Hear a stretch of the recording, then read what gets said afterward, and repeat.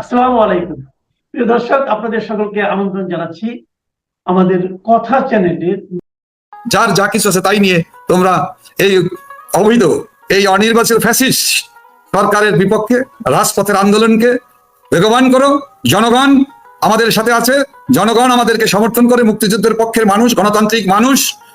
তবে সারা দেশব্যাপী আমাদের কর্মসূচিটা ছিল কিন্তু ঢাকা কেন্দ্রিক, ঢাকা লকডাউন। আর সারা দেশের মানুষের কাছে আমাদের আহ্বান ছিল এই লকডাউন সকাল সন্ধ্যা কর্মসূচিকে সমর্থন করে জনমত তৈরি করা এবং জনগণের যে এই অবৈধ দখলদার সরকার প্রত্যাখ্যান, এই আদালত, অবৈধ আদালত অগ্রহণযোগ্য প্রত্যাখ্যান করা এবং যত দ্রুত সম্ভব এই দেশের শান্তির জন্য, সম্প্রীতির জন্য এবং স্বস্তির জন্য এই অবৈধ দখলদার সরকারকে বিদায় করা। আপনি সেই কর্মসূচি কিন্তু সর্বাত্মকভাবে আমরা যতটুকু আশা করেছিলাম তার থেকে অনেক বেশি মানে চিন্তাই করা যায় না। আমরা ঢাকাবাসীর কাছে আহ্বান যা রেখেছি, ঢাকাবাসী সহ সারা দেশের মানুষ এই লকডাউন কর্মসূচিকে, শান্তিপূর্ণ কর্মসূচিকে তারা অংশগ্রহণ করেছে, সমর্থন করেছে।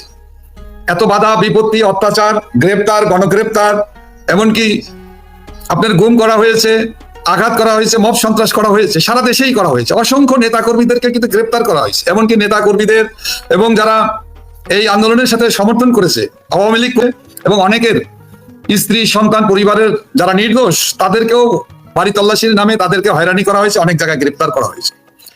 এরপরও সারা দেশের মানুষের যে অংশগ্রহণ, যে সমর্থন, এরকম সফল কর্মসূচি পালনের জন্য আমি সর্বাগ্রে আওয়ামী লীগের নেতা কর্মী, সমর্থক সহ সারা দেশবাসীকে আমি অভিনন্দন জানাই, শুভেচ্ছা জানাই এবং তাদের এই সমর্থনের প্রতি আমি কৃতজ্ঞতা জানাই। আওয়ামী লীগের পক্ষ থেকে সকলকে আগামীর এই গণতান্ত্রিক আন্দোলনে এবং এই অবৈধ দখলদার ইউনূস সরকারের পতনের আগামী 4 দিন যে কর্মসূচি ঘোষণা করা হয়েছে সেই কর্মসূচি পালনের জন্য আমরা দেশবাসীর কাছে আহ্বান জানাবো। আওয়ামী লীগের নেতা কর্মী সহ তৃণমূলের আমাদের সহযোগী সংগঠন, ভ্রাতৃপ্রতিম সংগঠন নেতা কর্মীদের কাছে আমরা আহ্বান জানিয়েছি এবং আমরা বলতে চাই দেশের সকল প্রগতিশীল মানুষের স্বার্থে, দেশের স্বার্থে, দেশপ্রেমিক প্রতিটি নাগরিকের কাছে আমাদের আকুল আবেদন, আগামী কর্মসূচিগুলোকে আজকের লকডাউন কর্মসূচির মতো সর্বাত্মকভাবে সমর্থন করবে, এগিয়ে আসবে এবং এই অশুভ শক্তি, দানবীয় শক্তি, লুটেরা,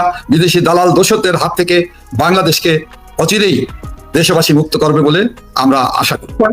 কর্মসূচি শুনতে চান? ধন্যবাদ। বাংলাদেশ আওয়ামী লীগের পক্ষ থেকে যে কর্মসূচি আগামী 4 দিনের জন্য ধারাবাহিকভাবে যে কর্মসূচি ঘোষণা করা হচ্ছে আমি আপনাকে করে শোনাচ্ছি দেশবাসীর জন্য, আপনার দর্শক শ্রোতাদের জন্য। গণতন্ত্র, আইনের শাসন পুনঃপ্রতিষ্ঠা সহ খুনি, ফ্যাসিস্ট, অবৈধ ইউনূস সরকারের পদত্যাগের দাবিতে ও গণপ্রজাতন্ত্রী বাংলাদেশ সরকারের মাননীয় প্রধানমন্ত্রী, বাংলাদেশ আওয়ামী লীগের সভাপতি দেশরত্ন শেখ হাসিনা এবং জাতীয় নেতৃবৃন্দ সহ অন্যান্য সিটি আদালতে বিচারিক কার্যক্রম ও আদালত বাতিলের দাবিতে আগামী 14 ও 15ই নভেম্বর দেশব্যাপী বিক্ষোভ, প্রতিবাদ ও প্রতিরোধের ডাক দেওয়া হয়েছে।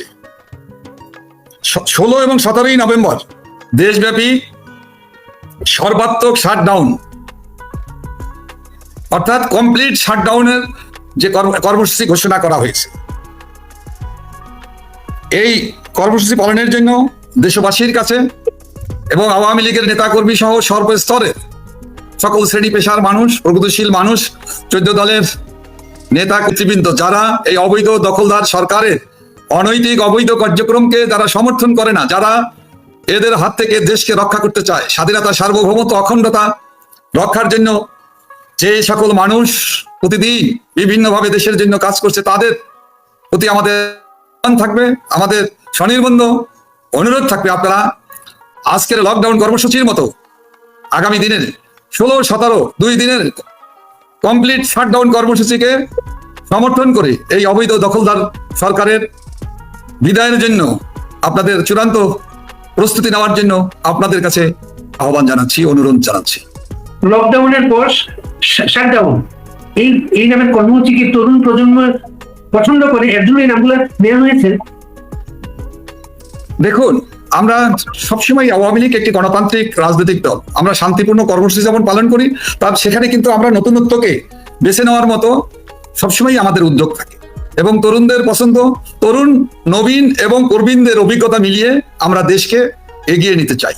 আমাদের মহান নেত্রী বঙ্গবন্ধু কন্যা রাষ্ট্রনায়ক শেখ হাসিনা সবসময় একটি উন্নত সমৃদ্ধ বাংলাদেশ তিনি গড়তে চান, তিনি স্বপ্ন দেখেন, এবং আমাদেরকে সেভাবে তিনি দেশ গড়ার কাজে এগিয়ে আসার জন্য তরুণের জন্য আওয়ামী লীগকে সবসময় তিনি পরামর্শ দিয়ে থাকেন।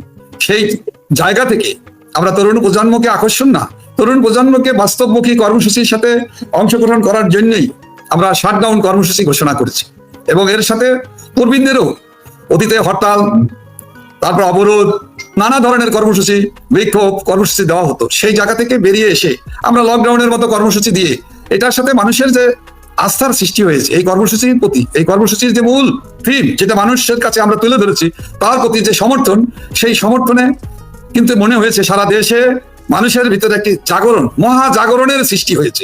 এই কর্মসূচিকে নানাভাবে নানা ধরনের হিংসাত্মক কার্যক্রম করার মধ্য দিয়ে প্রশাসনিক রাষ্ট্র কাঠামোকে ব্যবহার করার চেষ্টা করেছে দখলদার এই সরকারের দোসররা, কিন্তু তারা কিন্তু ব্যর্থ হয়েছে।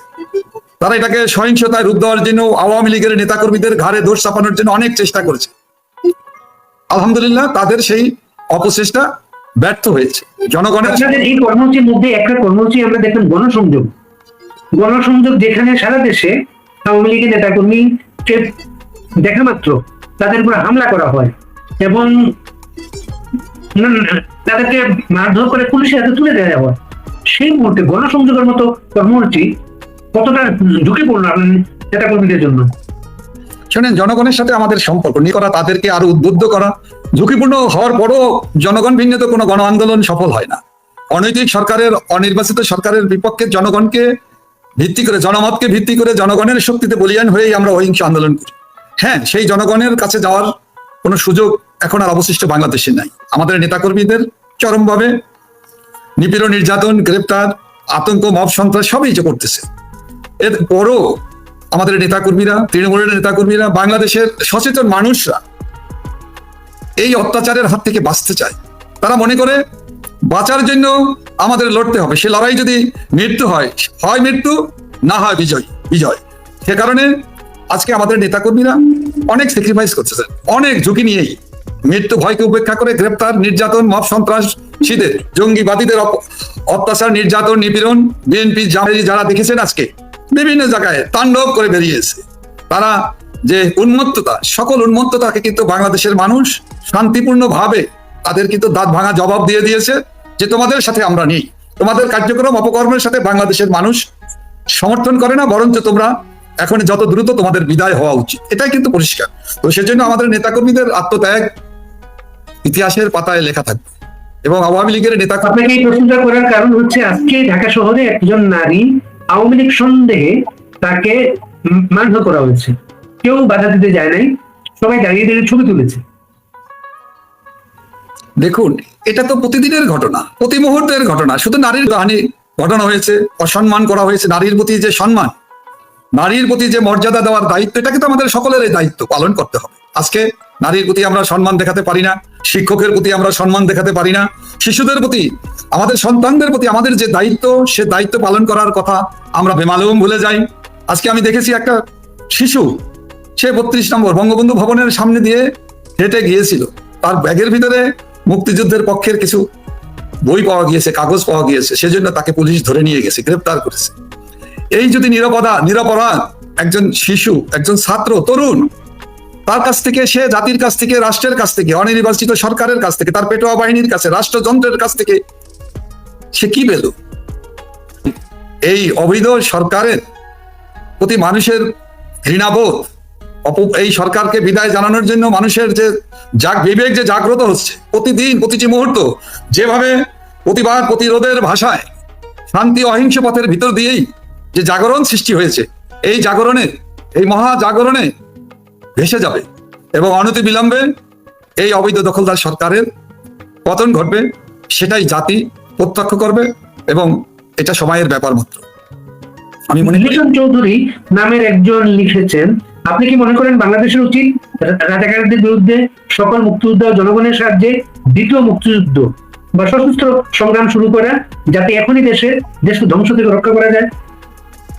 দেখুন, যে এই লেখা, এবং একটি দেশের মুক্তিযুদ্ধের 30 লক্ষ শহীদের আত্মত্যাগের বিনিময়ে 2 লক্ষ মা বোনের সম্ভ্রম হানির বিনিময়ে আমরা যে মহান স্বাধীনতা পেয়েছি জাতির পিতা বঙ্গবন্ধুর নেতৃত্বে, সেই দেশকে আজকে মুক্তিযুদ্ধ বিরোধী শক্তি, বাংলাদেশের যুদ্ধ অপরাধী গোষ্ঠী, বাংলাদেশ বিরোধী শক্তি, পাকিস্তানের দোসর, পাকিস্তানের আইএসআই এর এজেন্ট হিসাবে ও পাকিস্তানের আইএসআই এর এজেন্টরা বাংলাদেশে যেভাবে ঘুরে বেড়াচ্ছে, মনে হচ্ছে আরেকটি যুদ্ধ অবশ্যম্ভাবী হয়ে পড়েছে। কারণটা হলো এই দেশে হানাদার বাহিনীর দোসরদেরকে, যুদ্ধ অপরাধীদেরকে, যারা আজ পর্যন্ত তাদের অপরাধের দায় স্বীকার করেনি, বাংলাদেশের মানুষের কাছে তারা ক্ষমা চায়নি, সেই অপরাধী গোষ্ঠীর সাথে যারা হাত মিলিয়েছে তাদেরকে বিতরণের জন্য যদি আর একটা যুদ্ধ করতে হয়, সে যুদ্ধ রূপ কি হবে? সে যুদ্ধে যার যা কিছু আছে, জাতির পিতা যেভাবে মহান মুক্তিযুদ্ধে ডাক দিয়েছিলেন, একইভাবে আমাদের নেত্রী বঙ্গবন্ধু কন্যা কিন্তু বলেন, যার যা কিছু আছে তাই নিয়ে তোমরা নির্বাচিত ফ্যাসিস্ট সরকারের বিপক্ষে রাজপথের আন্দোলনকে বেগবান করো। জনগণ আমাদের সাথে আছে, জনগণ আমাদেরকে সমর্থন করে, মুক্তিযুদ্ধের পক্ষের মানুষ, গণতান্ত্রিক মানুষ এবং বাংলাদেশের মানুষ ঐতিহ্য অনুযায়ী, ঐতিহাসিক কারণেই এই সংবিধান বিরোধী এবং বাংলাদেশের মানুষের যে আত্মত্যাগ, সেই আত্মত্যাগের প্রতি যারা অসম্মান করে তাদেরকে বিতরণ করার জন্য যে কোনো পথেই আমাদের যেতে হতে পারে।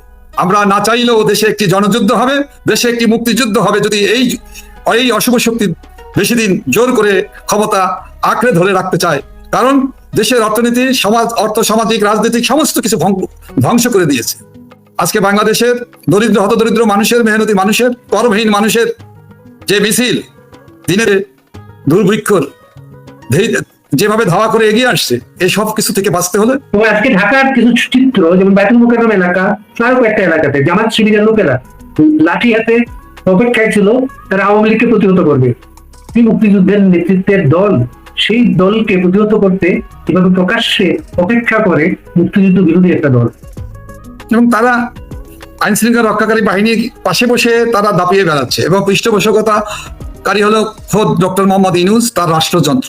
এই রাষ্ট্রযন্ত্রকে অপব্যবহার করার দায় এই সরকারকে বহন করতে হবে, এবং এই অসাংবিধানিক কার্যক্রমের জন্য তাকে জবাবদিহি জনগণ এবং মুক্তিযুদ্ধের পক্ষের জনগণ, আমরা সেটা অচিরেই দেখতে পাবো ইনশাল্লাহ। কারণ এদেরকে, এই সন্ত্রাসীদেরকে ব্যবহার করে প্রতিহিংসার এবং যে রাজনীতি, যে অপরাজনীতি, খুনিদের, দুষ্টচক্রের, জঙ্গিদের যে পৃষ্ঠপোষকতা করা হচ্ছে, এর পৃষ্ঠপোষক নিপীড়নের শিকার বাংলাদেশের 17.5 কোটি মানুষ। সুতরাং এদেরকে চিনে রাখতে হবে, এদেরকে আইন অনুযায়ী উপযুক্ত সময় কাঠগড়ায় দাঁড়া করাতে হবে, এবং এর প্রধান আসামি হবেন অবৈধ দখলদার এই সরকার প্রধান।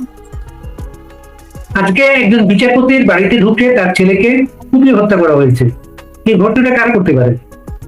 এই একই অশুভ শক্তি যারা 5ই আগস্টের যে দানবীয় সন্ত্রাসী কায়দায় আমাদের মাননীয় প্রধানমন্ত্রী বঙ্গবন্ধু কন্যাকে হত্যা করার জন্য গণভবন আক্রমণ করেছিল, মেটিকুলাসলি ডিজাইন করে যে আক্রমণ করেছিল, স্নাইপার আর্মস দিয়ে যারা ঘিরে ফেলেছিল, সেই সন্ত্রাসীরাই আজকে বিচারালয়ে বিচারপতিদেরকে লাঠির ভয় দেখায়। আদালত পাড়ায় যে আদালতে বন্দি রাজবন্দীদেরকে আঘাত করা হয়, আইনজীবীদেরকে পদদলিত করা হয়। এখন বিচারপতিদের মহামান্য বিচারপতিদের পরিবারের সদস্যদেরকে হত্যা করা হয়, রাস্তায় হত্যা করা হয়, গুলি করে হত্যা করা হয়। হ্যাঁ, সন্ত্রাসের এবং জঙ্গিদের অভয়ারণ্যে পরিণত হয়েছে বাংলাদেশ, এবং এই অভয়ারণ্য থেকে দেশকে বাঁচাতে হবে, এই অঞ্চলকে বাঁচাতে হলে, জঙ্গিবাদ মুক্ত বাংলাদেশ করতে হলে, এই অঞ্চলের শান্তি সম্প্রীতি জঙ্গিবাদ মুক্ত করতে হলে, পৃথিবীকে শান্তি স্বস্তির জায়গায় দাঁড় করাবার জন্য আমাদের যে দায়িত্ব, বাংলাদেশের 17.5 কোটি মানুষের যে দায়িত্ব, সে দায়িত্ব হলো অচিরেই অনতি বিলম্বে এই অবৈধ দখলদার সরকারের